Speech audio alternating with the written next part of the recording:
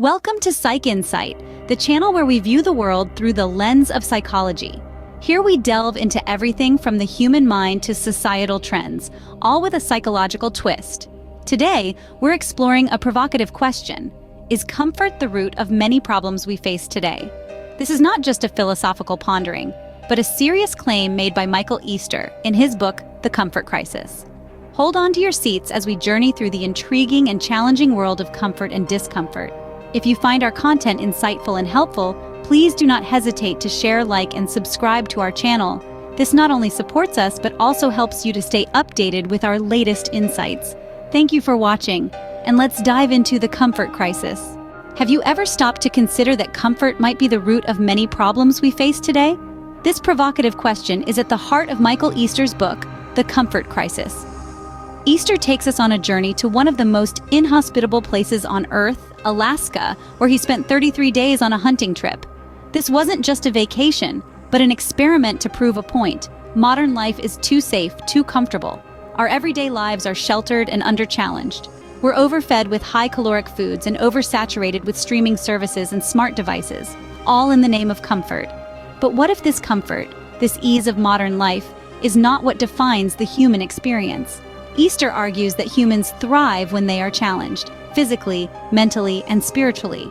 We are not designed for a life of constant comfort, but for a life filled with discomforts. It's these discomforts, Easter suggests, that protect us from some of the most common diseases and mental conditions we face today, such as obesity, heart disease, cancer, diabetes, depression, and anxiety.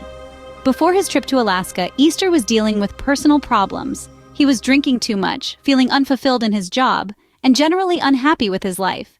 He had a moment of clarity and realized that he had to make a change. His choices were to stay in his comfort zone or to embrace discomfort. He chose the latter, and that decision set him on a new path. His first step was to quit drinking. But as soon as he did, he realized that alcohol was just one of many comforts in his life. His temperature-controlled house, his car, his ergonomic chair, all of these were providing him with a level of comfort that humans are not traditionally accustomed to. Easter's journey of self-discovery and his exploration of the concept of comfort make for a fascinating read.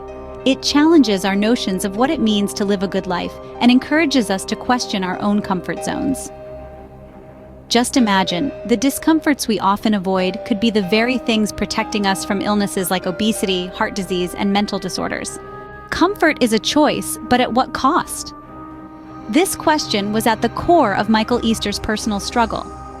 Prior to his transformative journey, Easter found himself in the grip of an alcohol addiction, a vice he used as a crutch to navigate the dissatisfaction and lack of passion he felt for his job. His life was spiraling out of control, with the potential to cost him his job, ruin his relationships, and squander his possessions. But amidst this chaos, he experienced a moment of clarity that would fundamentally shift his perspective. Easter realized that he was teetering on the edge of a precipice. His choices were stark.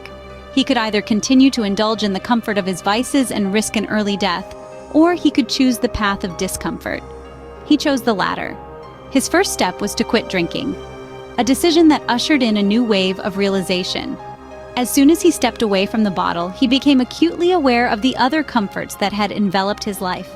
The convenience of a temperature-controlled home, the ease of driving a car, the mindless scrolling on a smartphone, the luxury of an ergonomic chair, the convenience of high-caloric foods, and the endless entertainment provided by streaming services. But these were not mere comforts. They were crutches that were holding him back from experiencing the full spectrum of life. They were the walls of his self-made prison of comfort. Easter realized that he, like many others, had been living in a bubble of comfort, insulated from the raw, unfiltered experiences that define the human condition. He understood that discomfort wasn't something that we experience regularly, but a state that we actively avoid. This realization was a turning point for Easter. He chose to embrace discomfort, to step out of his self-imposed cage of comfort, and to challenge himself physically, mentally, and spiritually. In doing so, he not only transformed his own life, but also provided a blueprint for others struggling with the comfort crisis. Comfort, it seems, isn't something we experience regularly, but rather, it's something we're constantly surrounded by. Did you know that our modern comforts only represent 0.004% of our time on the planet? Yes, you heard it right.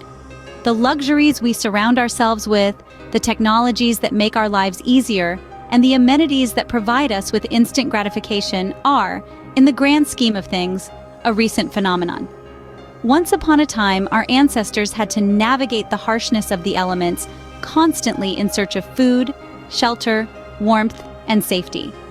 These basic necessities were hard-earned and often short-lived. The comfort was a fleeting respite, a momentary breath in the relentless pursuit of survival.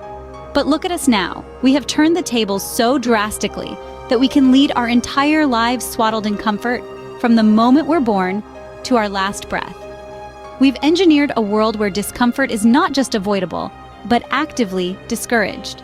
Temperature-controlled homes, ergonomic furniture, high-calorie foods, smart devices, cars, and streaming services, all at our fingertips, all designed to wrap us in a cocoon of comfort.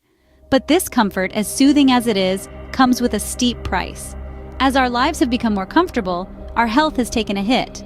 Obesity and diabetes are more prevalent than ever. Heart disease is a common ailment. Our bodies, designed for activity and challenge, are languishing in the ease we've created. And it's not just our physical health that's suffering. Mental health issues are on the rise too. Depression, anxiety, addiction. These are the shadows that lurk behind the gleaming facade of comfort. Indeed, while we're living longer than ever, our health span, the years we spend in good health, has decreased. We've gained in lifespan what we've lost in health span. It's a chilling reminder that every silver lining has a cloud. So, it seems, there are side effects to living a life of comfort.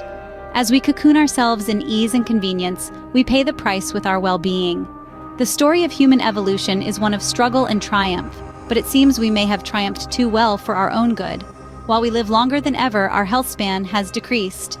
It seems there are side effects to living a life of comfort. Are we hardwired to look for problems even when there aren't any? It's a question that might seem counterintuitive at first. After all, aren't we supposed to seek comfort and avoid discomfort? But here's a thought to ponder. What if our innate instinct is to actually seek out problems, even when none exist?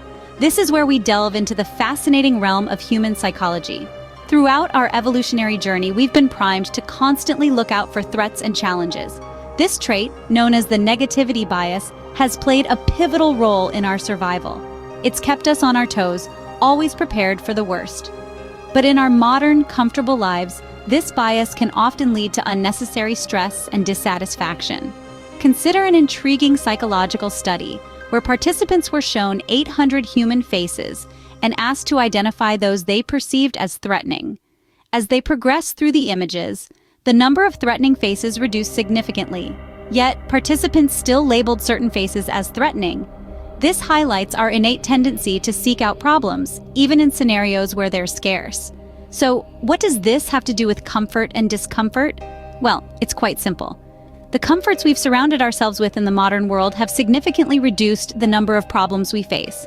However, our hardwired negativity bias still compels us to seek out problems, leading to a state of constant dissatisfaction. We're in a constant state of unease, always on the lookout for the next issue to tackle. This problem bias, as we can call it, is a remnant of our past. It served us well when we had to face real, life-threatening challenges on a daily basis. But in our modern, comfortable lives, it's causing more harm than good.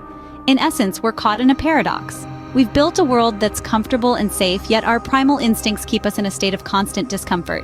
Even in the face of less threatening scenarios, we tend to find discomfort. So what happens when we start embracing discomfort instead of avoiding it? What if I told you that embracing discomfort could improve your health and happiness? It's a bold statement, I know, but let's delve deeper into this idea. We've spent the majority of this video discussing how our pursuit of comfort has led to various physical and mental health issues. But what if we flipped the script? What if we intentionally sought out discomfort as a means to challenge ourselves and improve our overall well-being? This doesn't necessarily mean booking a one-way ticket to Alaska or giving up all modern conveniences. Rather, it's about recognizing the inherent value in stepping outside of our comfort zones. It's about understanding that discomfort can be a catalyst for growth, a tool to build resilience, and a pathway to greater happiness and fulfillment. Think about it. When we push ourselves physically, we build strength and endurance. When we challenge ourselves mentally, we expand our knowledge and foster creativity. And when we test our limits spiritually, we deepen our understanding of ourselves and the world around us. Remember, embracing discomfort is not just a personal journey, but a societal one as well.